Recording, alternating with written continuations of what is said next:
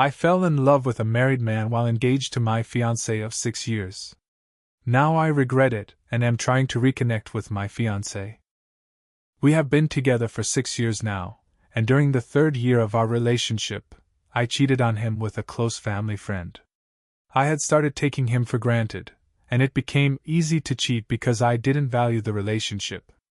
He broke up with me, and we were split for months. During the time I was single, I realized he is a great boyfriend. I begged for him back, and he took me back, but I had to promise to never speak to the guy again.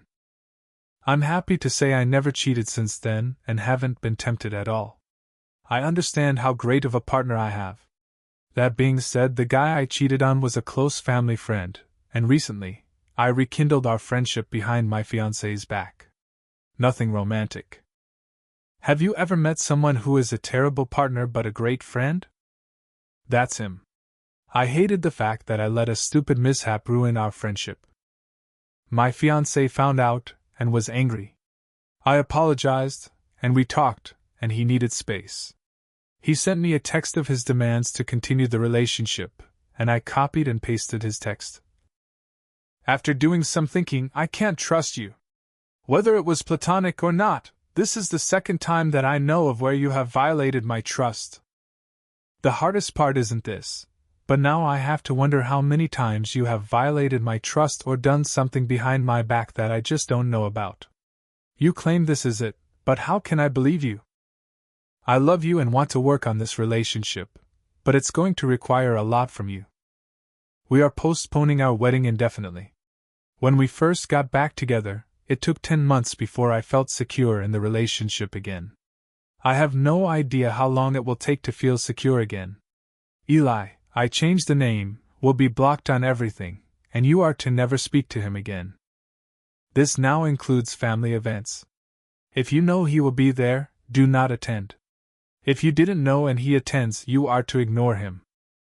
I have unrestricted access to phones, social media, emails, etc. Every password, I want to know for any device you have. No hanging out with male friends alone. You are to be home by 1 if you do go out with your homegirls. There will be more, but these are my demands, and they aren't up for discussion. If you aren't willing to do it, then the relationship is over. Take your time to think about it. End of text. I called him, but he said he's not arguing with me about it, and won't call him back until I decide what I want to do. I feel that this is extremely harsh, considering the fact that I didn't cheat this time. Ever since we got back together, I never cheated on him. OP believes that the punishment is too far. I think I was wrong, but I feel that the punishment doesn't fit the crime. I made a horrible mistake years ago. Being friends with someone doesn't equal cheating, even though I was wrong for going behind his back. OP is convinced to follow her boyfriend's rules. Okay, I'll do it. I just needed to make sure he wasn't going too far, but if this is what it takes to rebuild his trust. When commenters say that OP is on her way to cheating on her boyfriend again, she claims, "You don't think I'll follow his rules? Good thing I don't let people tell me what I can't do.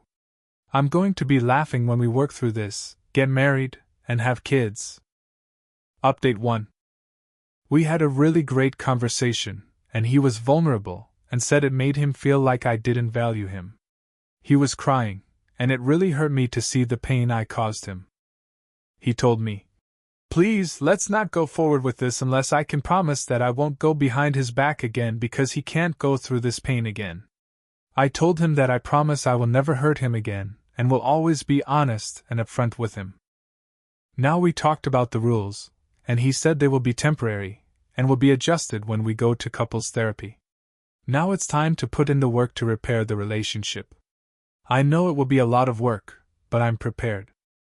Update 2. So, next month, I'll get married this fall. I was with an amazing guy, and we worked through a lot of issues together. I thought I loved him, and I think I still do, but I'm not in love with him. About 3 months ago at my job, we got a new coworker who is very handsome and extremely attractive. I mean, I have never been so physically attracted to someone in my life. We started to deepen our friendship, but romantic feelings came. I repressed mine, but to my surprise he confessed his feelings to me as well. I told him we got to think about our spouses, but our feelings continued to grow. He told me he stopped being affectionate with his wife because he feels like he is cheating on me when he does that. He only wants to be affectionate with me. I've started doing the same thing and haven't been intimate with my partner. The big thing is that a lot of people will be hurt when this comes out. He can't divorce his wife right away because of finances, but he will as soon as possible. I have to call off the wedding, but I really don't want to hurt my current fiancé. When asked about her previous infidelity, Opie says, I have cheated before, and I'm starting to realize it's because I didn't understand being in love. With the guy I'm seeing, we both aren't romantic with our current partners. I don't want to be with anyone but him. Also, he's going to divorce his wife. We have a plan for when his finances get straight. How is she justifying this affair? This is completely different. The first time I cheated was because I was selfish.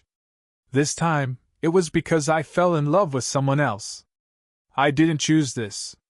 No one picks who they love. This whole experience has taught me how complex love is and that I've never been in love before. This is so hard on OP. That's not fair. I didn't want any of this to happen. It breaks my heart that I'm going to have to call off the wedding, but he's a great guy, and I'm certain he will find someone else. I wish I loved him or didn't fall in love with someone else because life is more complicated than that. I don't want to hurt him and have been thinking about the best way to tell him. You guys act like this doesn't hurt for me too. You guys are not being understanding or empathetic. When commenters tell OP she's gullible about the married guy, she keeps emphasizing, I'm going to tell my fiancé, but we can't tell the other guy's wife yet. He's trying to get his finances in order first. Update 3. I took everyone's advice and decided to end things with my fiancé. This was the hardest thing I had to do in my life. I know you guys think I'm a terrible person, but this is an unimaginable situation to find yourself in. I want everyone to know how much this hurts. I really wish I didn't fall in love with someone else. I wish I could make myself fall in love with my fiancé, but I can't. It took me so long to accept this. I hope you guys can understand that. I can't convey this enough, that I care about my ex-fiancé. I know this will be best for both of us, even though it's hard right now. When asked if Opie told her ex-fiancé the truth, she says, I didn't lie. I told him the truth, that I fell in love with someone else. I told him I still care about him. I keep telling you all that I care about him, and would never use him as a backup. He's a great guy, and there's a woman out there who will love him and be lucky to have him. There's no reason we both can't be happy. When commenters tell OP that there is no way the married man is going to leave his wife for her, she says, he is going to divorce his wife. Unfortunately, divorce is extremely complicated, but he said he will keep me updated. It's not just finances but a lot of other legal stuff. Since I wasn't married yet, it was easy to end things. For him, it's a lot more complicated than that. When commenters continue to call OP gullible, she says, no, I was very clear in our conversation today that I want this figured out by the end of the year. That's plenty of time for him to figure out finances and legal stuff. That way, by 2025, we can just focus on each other. Update 4. I realize I treated my fiancé horribly and received my karma. My coworker and his wife are getting a divorce because she found out he was cheating with multiple women, plural. He's a disgusting animal. He lied to me and others, pretending that we were the only ones. I ended things with him. I'm glad he's been exposed. Now, regarding my ex-fiancé, I've taken the time to reflect and realize he's actually my true love. I hate that I hurt him. I reached out again to him, but he said he will always love me, but he's done with me. That was painful to hear. I just can't get over what my coworker did in destroying multiple relationships, including mine. It's painful to see and experience. Edit. I wasn't clear, but I take responsibility for my actions. Just because I'm condemning his disgusting and manipulative behavior doesn't mean I'm justifying my actions. My actions were horrible, but I've learned from them. Now, to the next story. Story 2. My love for my husband has been gradually dying since he forced me to choose between an open marriage and divorce. My husband, Leo, 34, and I, 30, have been together for 7 years, married for 4 of them. We don't have any kids, and we don't intend to. 2 years ago, Leo asked me for an open marriage. I was devastated. At the time, I couldn't understand why he didn't just want me. I couldn't even comprehend the idea of sharing him either. He gave me the same song and dance a lot of men give their spouses, swore up and down that he loved me. I just wasn't fulfilling his needs. He needed more than what I could give. It was just to spice up our life. It was just sex, etc. I did ask if there was someone else. He said no. To this day, I'm still not sure if I believe him, but at the time, I was angry and hurt and said no. He pestered me to change my mind for a week before giving me an ultimatum: open marriage or divorce. I chose an open marriage. I just couldn't bear the thought of him leaving me at the time. We have rules. We can't bring any partners home. We have to get tested for STDs every 3 months. 1 weekend out of the month must be left free for us time, and any money we spend on our partners must come from our personal accounts. I didn't partake in the open marriage myself for the first 3 months. Leo, obviously, did right away. He seemed to be gone late almost all the time, but he always acted so happy and loving towards me while I felt like I was dying inside. It killed me to think he was sleeping with other women, and I felt so lonely and unattractive and not good enough. I told my sister, Katie, 26F, and a few close friends everything. Katie told me to just play his game and be part of the open marriage too. If he could sleep around, so could I. I honestly didn't have much confidence in myself at the time. I'm a bit overweight, and I've never considered myself conventionally pretty. I was afraid this would just humiliate me further. Katie and my best friend, Jessie, 30F, set up my online dating profiles for me. I got so many matches that it was overwhelming. When I told Leo, he was surprised but told me to do whatever I thought was best. Jessie helped me choose my first date, and I actually had a great time. He didn't pressure me for sex and took me out for drinks and dinner. We did have sex eventually, but it was all just casual, and we didn't see each other after. After a couple of months of casual dating, that first guy really made me feel more confident in myself, so I kept going on dates with men. A lot of them wanted to treat me, so I didn't have to spend much of my own money. Not only that, but some of the men have given me the best sex I've ever had in my life, almost like the kind of sex you read about in romance novels. It's been amazing. I am currently seeing 2 different men alongside Leo. One, Mark, 38M, is more of a steady boyfriend. I've been with him for about 6 months. The other, Steven, 25M, is very casual, mostly just hanging out and sex. They know about my open marriage and other relationships and are fine with it. My husband has not been so lucky. In the beginning, he definitely was. He was always out and about and didn't seem to care, even when I started dating too. But now, he just complains a lot and hasn't been going out much. He whines about how he's usually the one spending money. A lot of the women he tries to be with want an emotional connection before sex. He often wants to be with younger women, but they want younger men.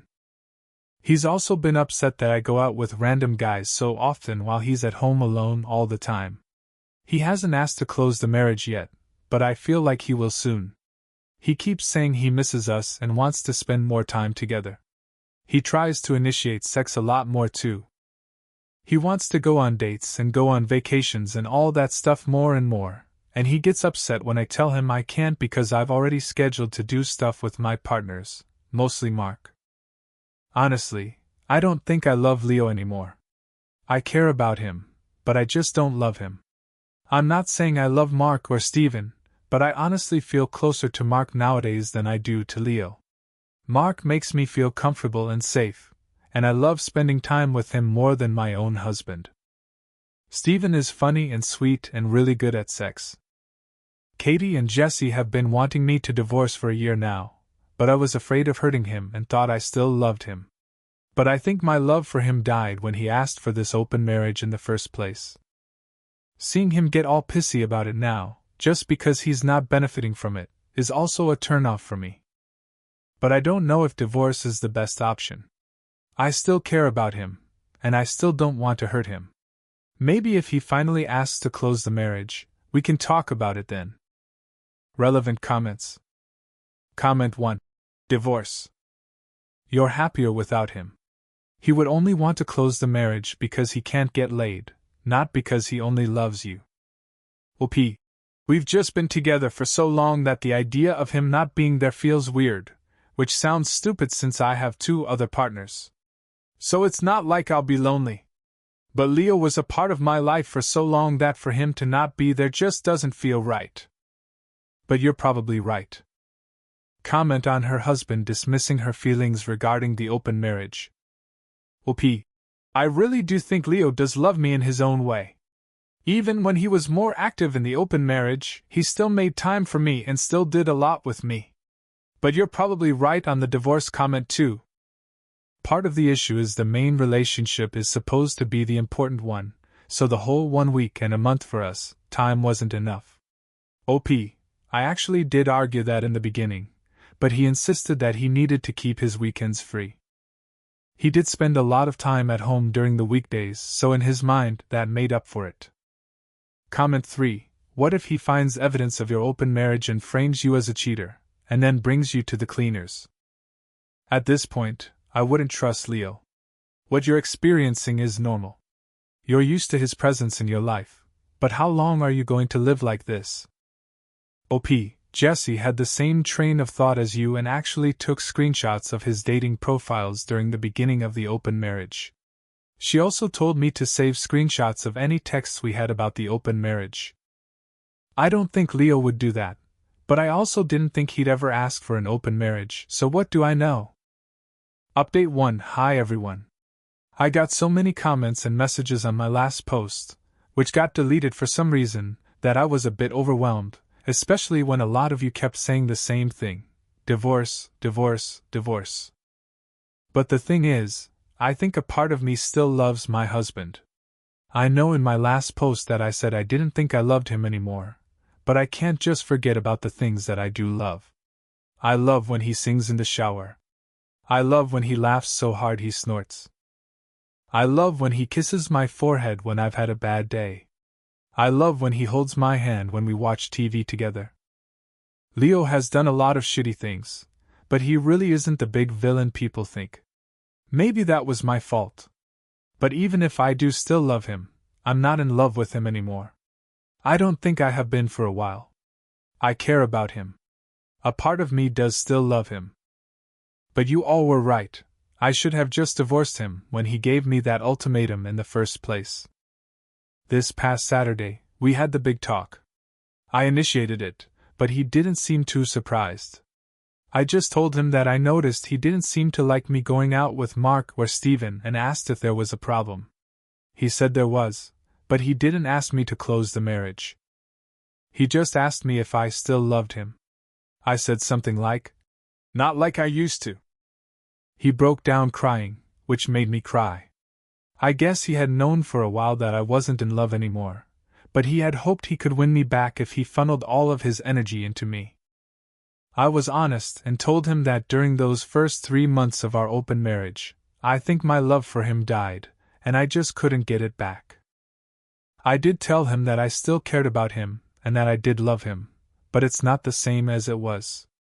He asked if I loved Mark or Steven, and I said no. I like being with them, and I care about them a lot, but I can't say I'm in love with either of them. I also finally asked him why he wanted the open marriage in the first place. A lot of you in the comments said he already had someone lined up, and you were right. He had someone at work he was interested in, and she wanted him too. The open marriage was just to get permission. He honestly never expected me to also get my own partners because of how unconfident I was. But he didn't want to stop me either because he thought nothing would come of it. He didn't really like me seeing other men, but he knew it wouldn't have been fair to tell me no when I gave him permission first. I guess Mark and Stephen made him insecure because I was spending so much time with them on a regular basis. The open marriage was just sex on the side for him. He only did hookups, and they never lasted long. He genuinely always just loved me, but he thought I was falling in love with my partners, and he was losing me and wanted to win me back. We cried a lot and talked a lot. We've decided to get a divorce. Since the house is in his name, I'm going to move out and live with Katie for a while. He told me I didn't have to and that I could stay until the divorce was finalized, but I just can't. It's too hard to even look at him sometimes. I don't know how I feel, to be honest. I thought I would be relieved or sad, but I'm just tired. I wish I could have been like you all wanted me to be, clapping back or being sarcastic and snarky or rubbing it in his face. But I don't feel like I've won anything. I just feel lost. Relevant comments. Comment 1. I'm wondering if maybe the other woman ended it, so now he was back to what he was comfortable with, his wife. He went and had his fun, and when that died out, he was left with no wife waiting for him at home. OP. He and his coworker were only sleeping together for maybe a month. She fulfilled his kinks that I never liked indulging in. That's why he was with most of his partners, because I wasn't interested in his kinks. Comment 2. He stepped out of this marriage first, and tried to have his cake and eat it too. The thing with open marriages is that you can never count on how emotions will change. Sex is a very intimate action, and many people will develop emotional connections. Those connections come at a price. He placed a bet, and he lost. At least he manned up to acknowledge it, and own up to it. There is no easy answer, OP. I wish you healing. OP, thank you. Leo just thought the open marriage would be a way for him to get all of his kinks he couldn't do with me because I wasn't into it. He knew how unconfident I was, which wasn't because of him. A lot of people seem to think that he eroded my self-esteem, but he didn't. We can thank my mother for that, but that's a whole other can of worms. Comment 3. So he never expected me to partake in the open marriage either? So basically, while he asked for a mutually open marriage, he expected it to be only his side open and then got hurt that reality didn't meet his expectations. OP. Leo admitted that he did only expect his side to be open. He was never going to stop me from opening my side, but like I said, he didn't think I would. TBH, I don't think I would have either if it wasn't for Jesse and Katie pushing me and making profiles for me. Thank you for watching. If you haven't subscribed yet, please do so and hit the notification bell to stay updated with more shocking real-life stories happening around you. My husband's double life and a mistress's scheme to bring 3 secret children to kick me out of my house, but they couldn't break me. My mistress is attempting to evict me, 42F, from my home, and my husband, 45M, has been leading a double life. I never imagined posting something like this on Reddit, but I'm in dire need of guidance.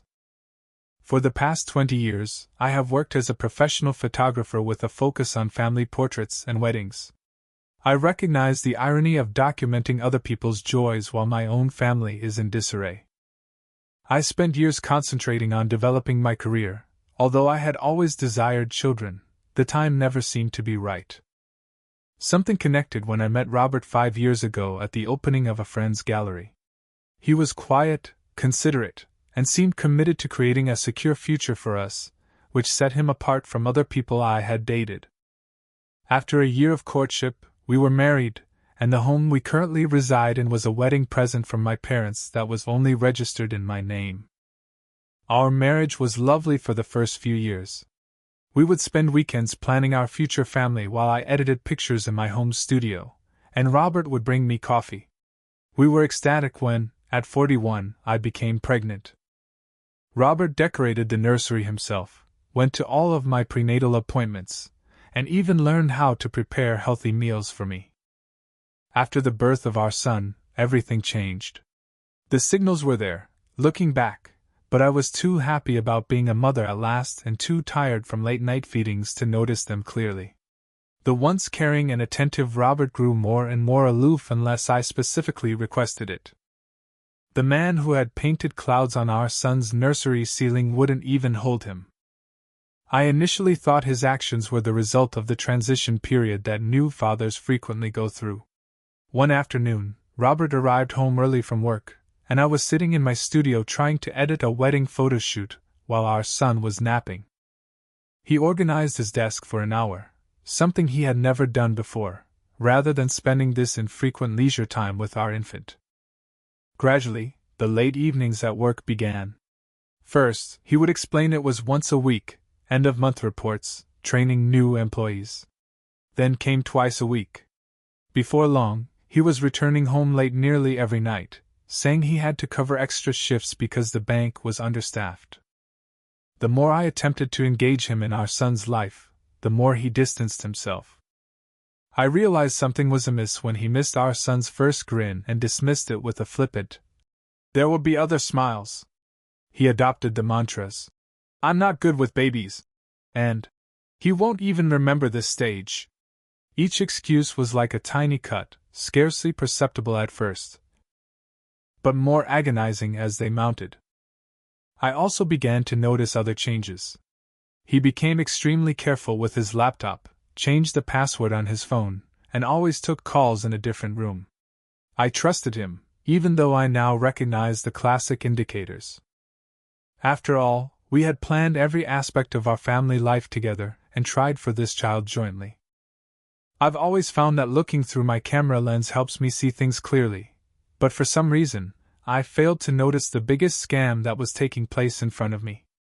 That is, until I received a message yesterday that absolutely upended my world. The message included multiple photographs and was sent from an unidentified phone. The pictures of Robert, grinning and lounging with a younger woman and 3 kids who resembled him, felt like a kick to the belly. One picture showed them at a beach last summer. Robert had claimed to be on a business trip at the same beach, which I knew. In another, the timestamp indicated that the image was taken during a weekend when Robert claimed to be working overtime, and they were decorating a Christmas tree together. "You deserve to know the truth. Your husband has been living 2 lives, and I'm the mother of his other children. I'm sorry you had to find out this way." That was the succinct but heartbreaking letter that went with it. I nearly dropped my phone due to my trembling hands. I'm trained as a photographer to identify photos that have been altered, to look for irregularities and manipulations. These images were recent, authentic, and unprocessed. This had been going on since before our marriage. The children seemed to be between the ages of 3 and 7. As I waited for Robert to return home that evening, my thoughts were racing with all of the late nights, business trips, and justifications he had offered me over the years. When he eventually entered, I silently showed him the pictures. His expression, one of resignation rather than alarm or denial, told me all I needed to know. I inquired, in a fairly steady voice, "How long?" With my least favorite moniker, Nick, he began. Every word felt like glass in my throat as I said, "How long?" He appeared smaller than I had ever seen him when he sank into the chair. About 8 years. Victoria and it started before I met you. I never meant for it to become this complicated. 8 years. He had been living a different life the whole time I had known him. He had another family. A younger woman. And 3 healthy kids. While I was undergoing fertility treatments and navigating the difficulties of a high-risk pregnancy at 41, even though I wasn't sure I wanted to know the answer, I questioned, "Why did you marry me?" He continued, "I loved you. I still love you." As though that were any consolation.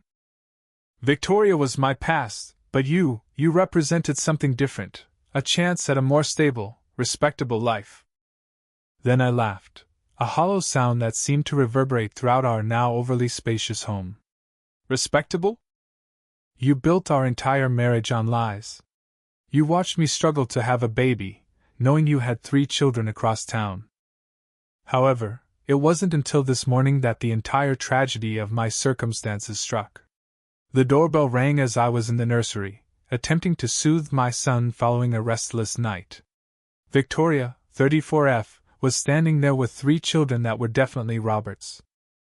She just pushed past me into my house without waiting for an invitation. "So, this is the fancy house he bought you?" she continued, tracing the wall of my dining room where I had hung my most treasured family photographs. "Nice upgrade from the apartment he keeps us in." As her kids strolled into my living room and touched everything they could find, I hugged my son closer. It broke my heart to see how much they resembled Robert. His eyes were exactly the same as the oldest, a youngster of about 7. He smiled at the middle child, a girl who was maybe 5 years old, and his curly hair belonged to the youngest boy, who was also around 3 years old. I managed to ask, "What do you want?" even though her calculating stare told me the answer. Victoria's smile fell short of her eyes. "What's rightfully ours? Robert promised us this house. He said once everything was settled, we'd all live here together. A proper family needs space, after all." After pointing to her kids, she gave my son a stern look. "More space than a middle-aged mom and her surprise baby need." Her statement struck me like a physical blow. The audacity. Robert had no right to promise anyone that.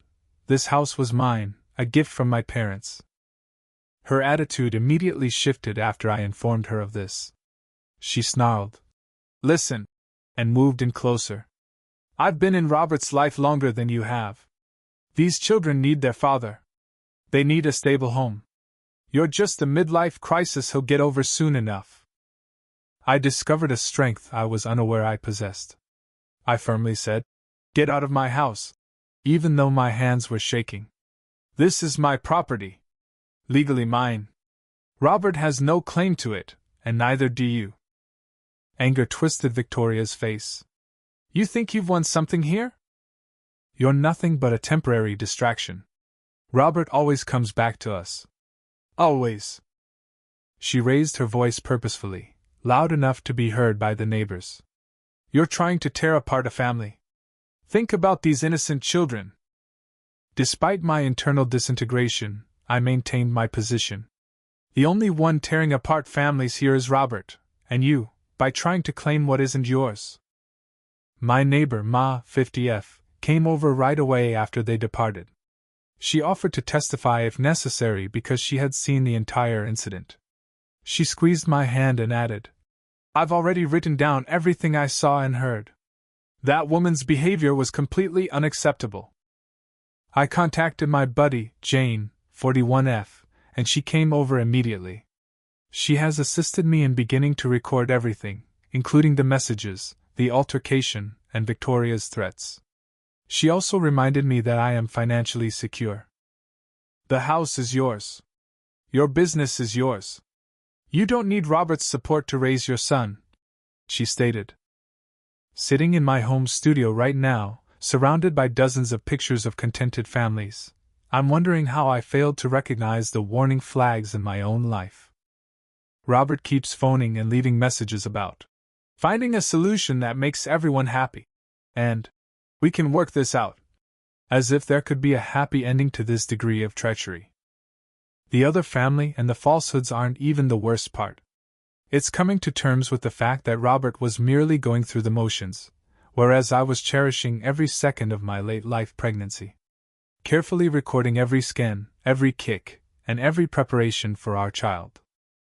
All these firsts had previously happened to him with Victoria. And I was simply a side endeavor. A dignified front.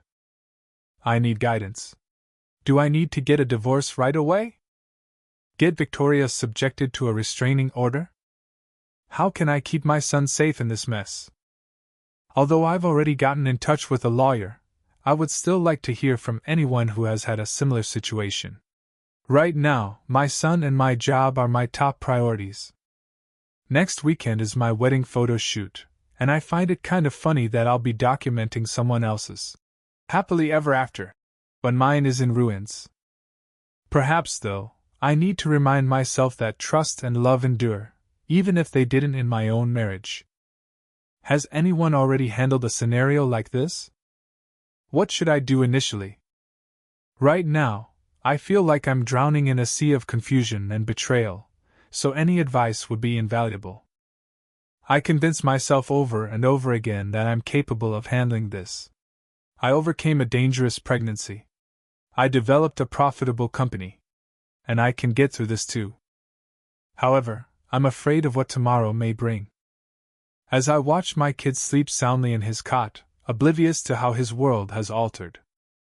First update. We appreciate all of your encouraging messages and remarks. I have to discuss what has transpired over the past 12 hours because the issue has taken unexpected turns. Victoria has started using social media for her campaign. She has been posting in our neighborhood Facebook groups, portraying me as a homewrecker who took another woman's spouse and herself as a victim. If the irony weren't so devastating, it would be absurd. She is showing her kids pictures of Robert's pictures, saying they are the original family and that I am the intruder. Even more disturbing, though, was what transpired this afternoon. Victoria arrived at my photography studio, posing as a prospective customer who wanted to schedule a family portrait session. She used a false name on the booking and had a different style, so at first, I didn't recognize her. She was grinning and looking through my wedding portfolio when I entered the consultation room. "Such beautiful moments," she remarked without raising her gaze. "You're good at capturing other people's happiness while destroying it in real life." She went on to inform me that until I changed my mind about the house, she would post unfavorable reviews of my company on all platforms. I remained calm and turned on the audio recording feature of the studio's security system. "You're trespassing," I said forcefully. "Leave now, or I'll call the police." She carefully got to her feet, moved over to my wall of highlighted wedding pictures, and purposefully knocked one down, breaking the frame. "Oops," she murmured, seeming to be worried. "Looks like things break easily around here." Victoria departed before the police arrived, even though my assistant had already contacted them. "I've recorded everything, including the shattered frame, surveillance footage, and social media posts. In addition to defending me, my attorney is requesting an emergency restraining order to safeguard my company. She has also told me that Victoria may have engaged in harassment and attempted extortion with her acts. The most unexpected development was when Rachel, 47F, Robert's sister, contacted me in private. She claims that 6 months prior, Robert attempted to obtain a second mortgage on my home by falsifying my signature. Instead of filing charges, the bank, which is also where he works, discovered the counterfeit and discreetly allowed him to leave. This explains why he had been so evasive about his recent promotion to a separate branch. Victoria's fans are always posting critical remarks on my studio's social media pages, so I've had to temporarily close them down. Concerned about the situation, a few of my scheduled clients have contacted me. Fortunately, most of them have been understanding when I've been honest with them. Some have even told their personal tales of surviving betrayal and their families. Victoria had already done this, according to the findings of my lawyer's private investigator. She harassed another woman in a similar circumstance in a different state 3 years ago. Her tendency to approach successful people and use her kids as emotional leverage to obtain financial benefits appears to be consistent. I've joined a support group for parents going through family crisis circumstances and begun individual therapy. The therapist assisted me in seeing that, despite my concerns about becoming a mother at a later age of 42, I am actually ahead in terms of both financial and emotional stability. She is assisting me in creating plans to shield my son from the psychological effects of this circumstance. Telling my wedding customers why I had to reschedule several of our photo shoots has been the hardest part. It feels like a terrible joke, to be a photographer who focuses on capturing love and devotion while having my own life turned into a warning. But my work is becoming stronger, even when my own life is in disarray. There's something therapeutic about concentrating on sincere moments of happiness. More security cameras have been placed around my home and studio. Mary, my neighbor, has been amazing. She has been watching and recording any time Victoria or Robert show up in the area. The local police have stepped up their patrols in our area and now have a dossier on the problem. A few of you inquired about Robert's response to everything. He has been messaging me to say that if I simply quit being tough and agree to sell the house, he can cure everything. He doesn't seem to see that this is about years of deceit and manipulation finally coming to light, not about the house anymore. A particular thank you to everyone who offered materials concerning safeguarding small businesses from defamation campaigns. And once again, thank you for your support. I'm concentrating on my son, my business, and creating a new life free from deceit and manipulation. By taking things one day at a time, according to my attorney, we have a solid case for the restraining order, as well as possible civil lawsuits for slander and harassment. When there are noteworthy developments, I'll provide another update. Second update, first of all, I want to thank everyone for their ongoing guidance and support. Over the past 12 hours, the situation has taken a number of unforeseen turns. This morning, Robert arrived at my door, unkempt and holding a manila package. He said in a raspy voice, "I've signed papers relinquishing any potential claim to the house. I know it doesn't make up for anything, but I want to do the right thing now." The truth came out when I questioned what caused this abrupt transformation. He had tried to use my property as collateral for loans on several occasions. According to the results of an internal investigation conducted by his bank, he was compelled to leave in order to avoid facing criminal charges. Therefore, his departure was not voluntary. All of his transactions are currently being thoroughly audited by the bank. However, this is where things become much more intricate. My lawyer's private investigator discovered Victoria's unsettling behavior pattern in 3 states. It appears that she has previously targeted men in solid jobs, established parallel families, and then used the children as leverage to obtain assets and property. Once she got what she wanted, she moved on. In each instance, the network of professional photographers has been tremendously helpful. Several well-known photographers in our community launched a counter-campaign after learning of Victoria's attempts to damage my company's reputation. They denounced the harassment and shared their positive experiences working with me. One even volunteered to let me use her studio when I needed it. I have a newfound sense of hope because this support has been a lifeline during such a turbulent period. Even though I have a long way to go, I'm committed to protecting my baby, getting my life back on track, and holding Victoria and Robert responsible for their deeds. As additional information becomes available, I'll keep you updated. A fellow photographer generously offered me a location for shooting, and I accepted.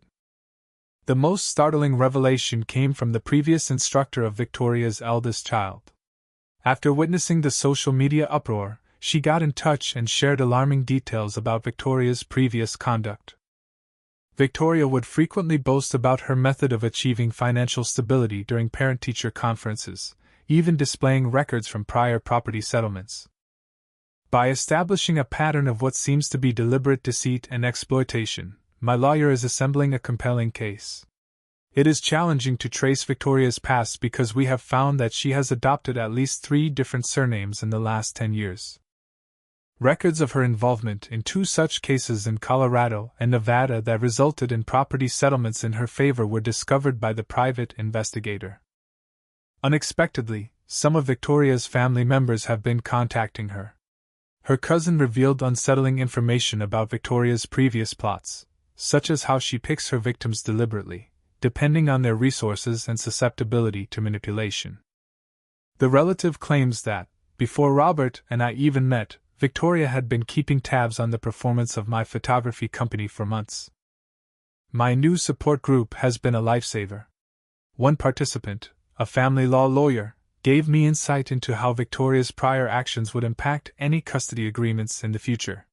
She clarified that parents who use their children as pawns in property disputes are seen negatively by the courts.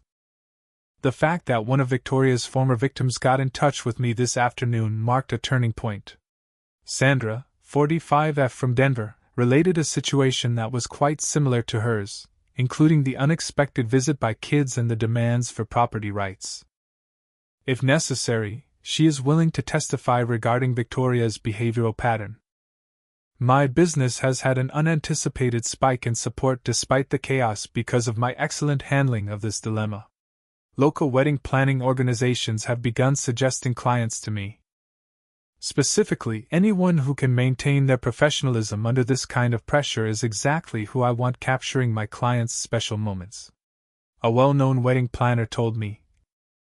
Another alarming finding from the bank's inquiry has been made. Robert has been keeping up his double life by falsifying bank papers. He had been taking money out of his retirement account to help Victoria and her kids, which put our son's financial future in jeopardy. I'm getting advice from my financial advisor to document everything for the divorce process. Today, my therapist helped me come to a significant realization. My assets are no longer the only thing I need to defend. It's about confronting a pattern of systematic exploitation that has harmed several families. I may be able to stop Victoria from doing this to someone else, in addition to protecting myself by retaliating legally and in public. I've begun a thorough documentation endeavor, documenting every encounter and occasion with my photographic abilities. Despite the pending restraining order, security cameras have repeatedly seen Victoria driving past my residence. We are adding each event to our legal file. Knowing how much of this has affected my son is the most devastating aspect, but I'm determined to fight for his future and make sure he grows up in a secure atmosphere. Finding some of Victoria's social media posts, in which she appeals to sympathy by mentioning her kids, has been a noteworthy development. She asks them why someone would take their father away when they are holding signs. According to my attorney, this type of conduct frequently backfires in family court, since judges highly disapprove of parents who openly use their kids as leverage. For the protection of my house and place of business, I have engaged a security consultant. They have assisted me in putting in place a thorough safety procedure that includes direct links to local law enforcement and panic buttons. My son's safety cannot be compromised. Even though it feels strange to have to take these steps, I'm meeting with a forensic accountant tomorrow who focuses on exposing financial fraud and divorce proceedings. It appears that Robert's financial history demonstrates a pattern of questionable activities that may support the claim of intentional fraud. I appreciate all of your help and guidance. I would especially like to thank the Reddit legal community for assisting me in understanding my options and rights. When there are noteworthy developments, I'll provide another update. Third update. I would want to discuss what appears to be the last chapter of this tremendous circumstance. Significant changes have occurred during the past week, and there has now been some resolution. There have been some surprising developments since the divorce process formally started. In addition to using business cash and depleting his retirement accounts, the forensic accountant found that Robert had been doing so in order to assist Victoria's family and keep up connections with 2 other women in nearby states. The internal probe conducted by the bank has now evolved into a comprehensive criminal investigation. If Victoria's complex plan fell apart more quickly than everyone anticipated, 5 more ladies came forward with similar experiences. After my last update, the pattern was the same in all of them. Victoria targeted wealthy men, formed parallel families, and then used the children to increase her wealth. Together with these women and their attorneys, we have put together a thorough case that is currently being examined by prosecutors across several states. The most important discovery was made by Victoria's former assistant, who supplied thorough documentation of her business plan. These records, which included in-depth notes about my photography company from before I met Robert, demonstrated how she investigated possible targets to obtain property rights. She planned fortuitous encounters and deliberately exploited circumstances. During our meeting with my lawyer last Tuesday, we learned that Victoria had tried to perform the same ruse in Washington state while she was attempting to seize my residence. In that case, the detective introduced herself with yet another surname and shared surveillance footage of her exploring properties with another man. The direction of my photographic business has changed unexpectedly. I've been inundated with bookings since my story was featured, with my consent, in a bridal magazine piece about resiliency in the wedding industry. As one bride stated, "Someone who can maintain artistic integrity while handling life's biggest challenges is exactly who I want capturing my wedding. This is why couples intentionally invite me." I've established a support system for people who have encountered comparable difficulties. Despite the anguish, this phase of my life has shown me a strength I was unaware I possessed, and that reconstruction is achievable with perseverance and the correct assistance. Knowing that I've learned lessons from this event that I will always apply, I will keep fighting for my son's safety and our future. We are developing tools to support professional women who are the targets of similar scams. We're working with financial advisors and family law lawyers to provide resources that will assist people in recognizing and safeguarding themselves against this kind of deception. Our advisory board now includes 3 of Victoria's former victims. Victoria is currently the subject of several fraud investigations, and the restraining order against her has been rendered permanent. When her own posts were used as proof of abuse and attempted extortion, her social media effort completely failed her. Her tendency to use children as emotional leverage particularly worried the judge. Speaking of kids, the child advocate assigned by the court found that Victoria had been teaching her kids to seem distressed for pictures on social media. Child Protective Services is currently addressing a troubling pattern of emotional manipulation that was discovered during the investigation. The fact that these defenseless kids were used as pawns saddens me. The life Robert fainted to lead contrasts sharply with his current circumstances.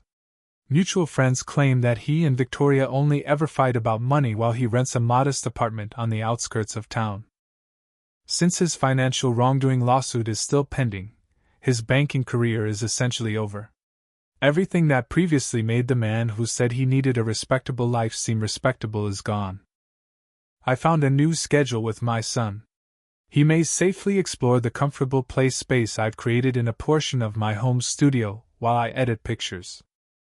I was given full custody by the judge, and Robert was only permitted supervised visits following his completion of parenting programs and counseling. The mansion, which has been the subject of so much drama, has come to represent tenacity. I've redecorated, wiping off the evidence of dishonesty and substituting real moments that I took pictures of. Photographs of my client's sincere happiness and love now adorn the walls. Victoria once desired serving as a daily reminder that reality wins out over deceit. According to my therapist, I'm processing this trauma with amazing ease. Even while it still hurts, the betrayal no longer defines who I am. I've discovered that being a 42-year-old late mother wasn't a drawback. I had the tools and strength to shield my son from this upheaval because of my well-established work and life experience. For those who are curious about Victoria's most recent attempts, she and Robert have been mandated to reimburse her former victims after learning that Victoria had been using child support payments to finance her real estate ventures. Their maternal grandmother took custody of Victoria's children at last. The kids are getting the treatment and security they are due. I took pictures at my first wedding since this whole thing started last Saturday. I had no resentment as I watched the couple exchange sincere vows of love and dedication. Rather, I discovered that I was even more grateful for the genuine moments. Being deceived hasn't harmed my capacity to portray genuine feelings. If anything, realizing the importance of authentic connection has improved it. I want to express my gratitude to everyone who helped me along the way. When Victoria tried to threaten me, when Robert tried to control me, and when I doubted my own strength. Your counsel and support enabled me to remain strong. This group of people was my lifeline when I was at my lowest. I'm rebuilding something better, not just getting by. My business is expanding, my son is doing well, and our future appears to be more promising than ever. The darkest negatives can occasionally yield the best images. Yes, this photographer did. Thank you for watching. If you haven't subscribed yet, please do so and hit the notification bell to stay updated with more shocking real-life stories happening around you.